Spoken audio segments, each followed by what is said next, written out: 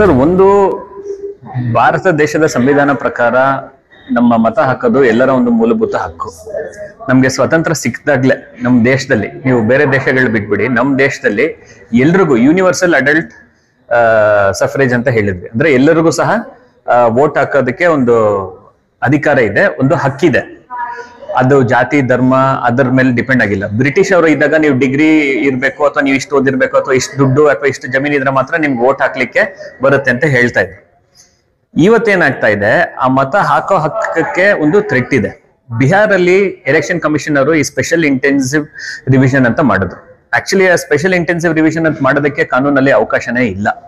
ಒಂದು intensive revision of rolls ಇದೆ, special revision of rolls. ಈ ಸ್ಪೆಷಲ್ ಇಂಟೆನ್ಸಿವ್ ರಿವಿಷನ್ ಅವರೇ ಏನೋ ಶುರು ಮಾಡಿದ್ರು. ಮತ್ತೆ ನಾವು ಬಿಹಾರಲ್ಲಿ ನೋಡಿದೀವಿ, ಬಹಳಷ್ಟು ಮತಗಳು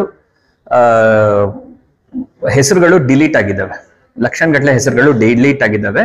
ಮತ್ತೆ ಈಗ ಬರ್ತಿರೋ ವರದಿಗಳ ಪ್ರಕಾರ ಹೆಚ್ಚಿಗೆ ಅದರಲ್ಲಿ ಡಿಲೀಟ್ ಆಗಿರೋದು ವಲಸೆ ಕಾರ್ಮಿಕರದು, ಮಹಿಳೆಯರದು, ಭೂರಹಿತರದು, ದಲಿತ ಸಮುದಾಯದವ್ರದ್ದು, ಅಲ್ಪಸಂಖ್ಯಾತ ಸಮುದಾಯದವ್ರದ್ದು ಹೆಚ್ಚಿಗೆ ಡಿಲೀಟ್ ಆಗಿದೆ.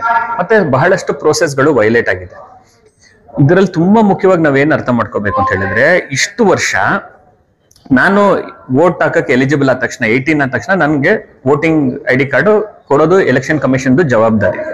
ಮತ್ತೆ ಅಕಸ್ಮಾತ್ ನಾನು ವೋಟ್ ಹಾಕಕ್ಕೆ ಇನ್ಎಲಿಜಿಬಲ್ ಅಂದ್ರೆ ಅದು ತಿಳ್ಕೊಳ್ಳೋದು ಅವ್ರ ಜವಾಬ್ದಾರಿ. ಈಗ ಏನ್ ಮಾಡಿದ್ದಾರೆ, ಈ SIR ಮೂಲಕ ಫುಲ್ ಉಲ್ಟಾ ಮಾಡಿದ್ದಾರೆ. ನಾನು ವೋಟ್ ಹಾಕಕ್ಕೆ ಎಲಿಜಿಬಲ್ ಇದ್ದೀನಿ ಅಂತ ನಾನೇ ಪ್ರೂವ್ ಮಾಡ್ಬೇಕು. ಎಲೆಕ್ಷನ್ ಕಮಿಷನ್ ಕರ್ತವ್ಯ ಹೋಗ್ಬಿಟ್ಟಿದೆ, ಅವ್ರು ಕೂತ್ಕೊಂಡು ಡಿಸೈಡ್ ಮಾಡ್ತಾರೆ. ಅಂದ್ರೆ ಮತ್ತೆ ನಾವೆಲ್ಲರೂ ಸಹ ನೋಡಿದೀವಿ ಈಗ ಎಲೆಕ್ಷನ್ ಕಮಿಷನ್ ಹೇಗೆ ಒಂದು ಒಕ್ಕೂಟ ಸರ್ಕಾರ, ಯೂನಿಯನ್ ಗವರ್ಮೆಂಟ್ ಒಂದು ಟೂಲ್ ಆಗಿದೆ ಅಂತ ಹೇಳಿ, ಅವ್ರ ಕೈಲಿ ಒಂದು ಪಾನ್ ಆಗಿದೆ. ಸೊ ಇದು ಯಾವ ತರ ಆಗಿದೆ ಅಂದ್ರೆ, ಸರ್ಕಾರ ಕೂತ್ಕೊಂಡು ಯಾರು ವೋಟರ್ಸ್ ಅಂತ ಡಿಸೈಡ್ ಮಾಡ್ತಾರೆ. ನೀವು ನಮ್ಗೆ ನೀವು ನನ್ಗೆ ವೋಟ್ ಹಾಕ್ತೀರಾ ಅಂತ ಅನ್ಸಿದ್ರೆ ನಿಮ್ಗೆ ಎಲೆಕ್ಷನ್ ಲಿಸ್ಟ್ ಅಲ್ಲಿ ಇಡ್ತೀನಿ, ವೋಟರ್ಸ್ ಲಿಸ್ಟ್ ಅಲ್ಲಿ ಇಡ್ತೀನಿ. ನೀವು ನನ್ಗೆ ವೋಟ್ ಹಾಕೋದಿಲ್ಲ ಅಂತ ಅನ್ಸಿದ್ರೆ ನಿಮ್ಗೆ ತೆಗೆದ್ ಬಿಡ್ತೀನಿ. ಅದು ಬಿಹಾರಲ್ಲಿ ಮಾಡಿದ್ದಾರೆ, ಯಾವ ತರ ಆಗಿದೆ ಅಂತ ನಮ್ಗೆ ಗೊತ್ತಾಗಿದೆ. ಈಗ ಕರ್ನಾಟಕದಲ್ಲೂ ಮಾಡಕ್ ಹೊರಟಿದ್ದಾರೆ. ಬಟ್ ಆತರ ಮಾಡೋದು ನೆಸೆಸಿಟಿನೂ ಇಲ್ಲ.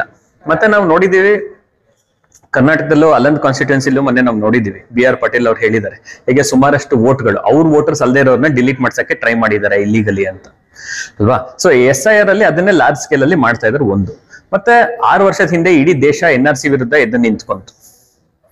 ಇದು ಈ SIR ಬಂದ್ಬಿಟ್ಟು NRCನೇ ಮಾಡ್ತಾ ಇದ್ರು, ಬೇರೆ ಹೆಸರಲ್ಲಿ NRC ಮಾಡ್ತಾ ಇದ್ದಾರೆ. NRC ಅಂತ ಹೇಳಿದಾಗ ಎಲ್ಲರೂ ಎದ್ ನಿಂತ್ಕೊಂಡ್ರು ಅಂತ ಹೇಳಿ ಇವತ್ತು SIR ಅಂತ ಹೇಳಿ ಮಾಡ್ತಾ ಇದ್ದಾರೆ. NRCನೇ ಇದು ಬೇರೆ ಹೆಸರಲ್ಲಿ ಮಾಡ್ತಾ ಇರೋದು. ಒಟ್ಟಾರೆ ಇವರು ಮಾಡಕ್ ಹೊರಟಿರೋದು ಒಂದು ಹಿಂದೂ ರಾಷ್ಟ್ರ. ಅಂದ್ರೆ ಹಿಂದೂ ರಾಷ್ಟ್ರ ಅಂದ್ರೆ ಹಿಂದೂಗಳು ಬಿಟ್ಟು ಬೇರೆಯವರು ದೇಶದ ಒಂದು ಸಿಟಿಸನ್ಸ್ ಆಗಿರೋದಿಲ್ಲ, ಒಂದು ಫಾರಿನರ್ಸ್ ಅಂತ ಕನ್ಸಿಡರ್ ಮಾಡ್ಬಿಡ್ತಾರೆ.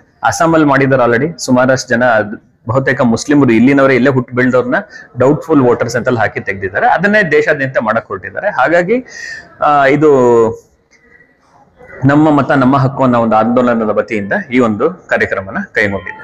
ಸೊ ಈ ಸಂದರ್ಭದಲ್ಲಿ ತಾವು ಹೇಗೆ ಹೋರಾಟವನ್ನು ಹಮ್ಮಿಕೊಳ್ಳುತ್ತೀರಾ?